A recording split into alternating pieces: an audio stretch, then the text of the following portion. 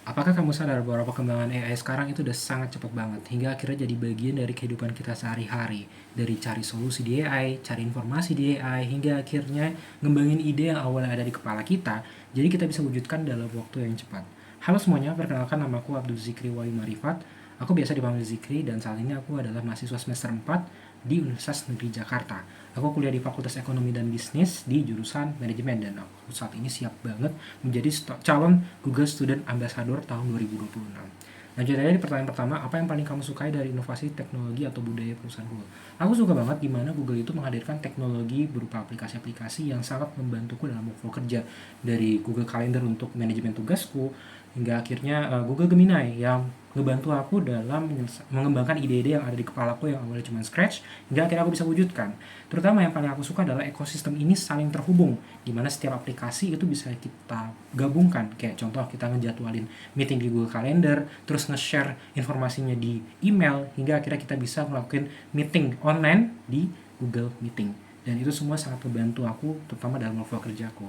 Dan mengapa aku sangat antusias menjadi Google Student Ambassador adalah karena aku pengen berkolaborasi dengan para GSA lainnya yang terutama sangat antusias dengan teknologi yang dibawakan oleh Google, seperti AI ini, terutama dalam mengembangkan ide-ide yang ada di kepala mereka yang out of the box lah, hingga akhirnya bisa mereka wujudkan dengan cepat lah, dengan lebih baik gitu.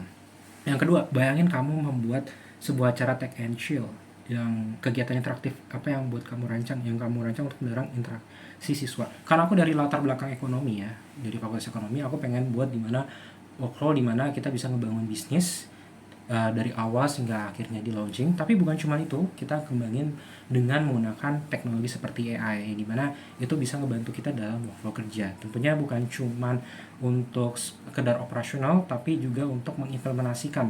Bukan cuma untuk scratch ide, tapi juga untuk kita bisa dipakai secara langsung dalam teknologinya dalam kehidupan uh, kewirausahaan tersebut. Selanjutnya, setiap orang pasti memiliki pengalaman di mana mereka harus berpikir out of the box.